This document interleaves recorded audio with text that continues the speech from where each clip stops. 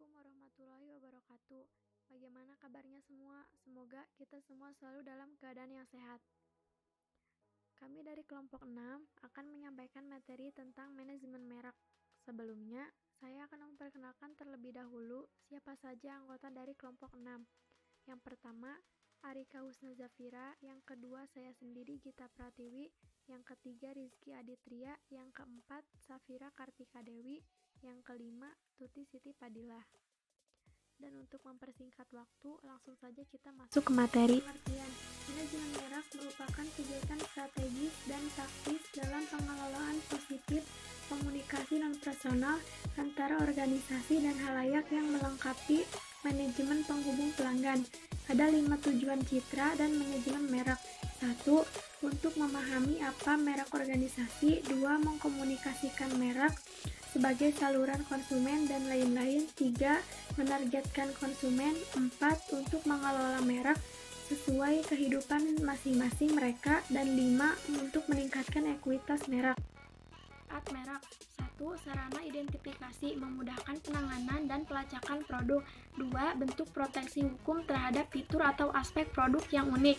3. Sinyal tingkat kualitas bagi para pelanggan yang puas. 4. Sarana menciptakan asosiasi dan makna produk yang membedakan produk berbeda dari persaingan lainnya. 5. Sumber keunggulan kompetitif, terutama melalui perlindungan hukum loyalitas. Keenam, sumber financial returns, terutama bagi pendapatan yang di masa yang akan datang. Ada manfaat merek bagi konsumen. Merek dapat memberikan beraneka macam nilai melalui sejumlah fungsi dan manfaat potensial menurut Keller 2008. Mengemukakan 7 manfaat pokok merek bagi konsumen, yaitu yang pertama, identifikasi sumber produk, yang kedua, penetapan tanggung jawab pada manufaktur atau distributor tertentu, yang ketiga, pengurangan resiko, yang keempat, penekanan biaya pencairan atau surge internal dan eksternal, yang kelima, janji atau ikatan khusus dengan produsen, yang keenam, alat simbolis yang memproyeksikan citra diri, yang ketujuh, signal kualitas. Brand bukan hanya sebuah produk dengan nama, melainkan sesuatu yang lebih. Brand adalah reputasi merek yang menjanjikan sehingga publik mempercayai dan memilih merek tersebut. Pembisnis kini sudah sangat ketat dan dibutuhkan bukan hanya sebatas produk dengan nama saja, tetapi dibutuhkan ciri yang paling menonjol. Namun dengan demikian, brand tidak cukup bila hanya didukung dengan lambang dan simbol identitas saja. Manfaat brand. Brand dapat meningkatkan kepercayaan pelanggan dalam menentukan pembelian. Kedua, meningkatkan efisiensi dan efektivitas. Ketiga, iklan atau promosi. Keempat, loyalitas merek meningkat. Kelima, produk dapat harga lebih tinggi untuk margin yang lebih besar dan return on invest. Keenam, memiliki pengaruh dalam perdagangan.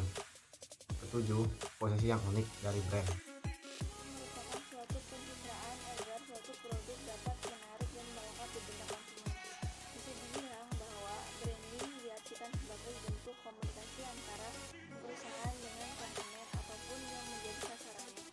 Tujuan utama dari suatu branding yaitu untuk memperkenalkan brand perusahaan ke konsumen ataupun masyarakat luas. Branding dibagi menjadi 5. Yang pertama, pembeda.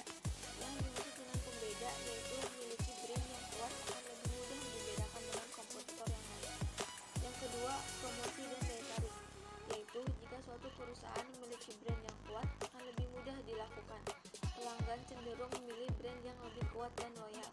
Yang ketiga, membangun citra, memberi keyakinan, jaminan kualitas, dan prestasi. Ini menjadi salah satu keuntungan brand agar lebih mudah dikenal oleh masyarakat. Yang keempat, pengendali pasar, yaitu brand yang kuat dapat mengendalikan pasar karena lebih mudah dikenal oleh masyarakat.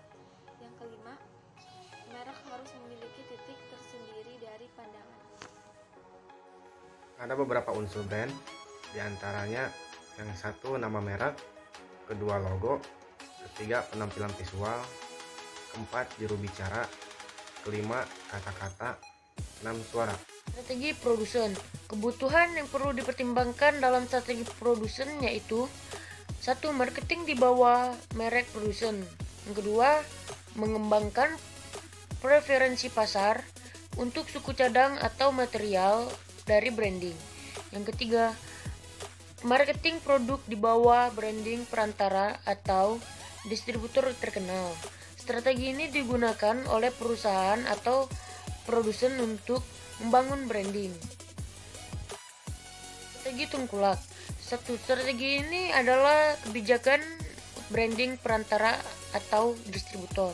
Yang kedua, digunakan oleh perusahaan yang belum memiliki pembiayaan yang memadai. Yang ketiga, strategi ini bisa menjadi keuntungan bagi produsen di pasar.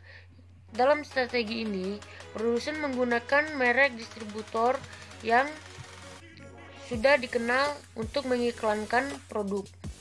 Positioning adalah tindakan perusahaan untuk merancang produk dan bauran pemasaran agar dapat tercipta kesan tertentu diingatkan konsumen. Positioning bukan sesuatu harus kita lakukan terhadap produk, tetapi sesuatu yang harus kita lakukan terhadap otak calon konsumen. Berbagai cara untuk memposisikan merek. Yang pertama, mengambil keuntungan dari situasi trending. Yang kedua, menghubungkan berbagai kegunaan. Yang ketiga, positioning menurut gaya hidup konsumen. Yang keempat, mengiklankan keunggulan produk. Yang kelima, diperoleh posisi kompetitif. Yang keenam, manfaat yang ditawarkan oleh produk. Mungkin sekian yang dapat kelompok kami sampaikan. Kurang lebihnya mohon maaf. Wassalamualaikum warahmatullahi wabarakatuh.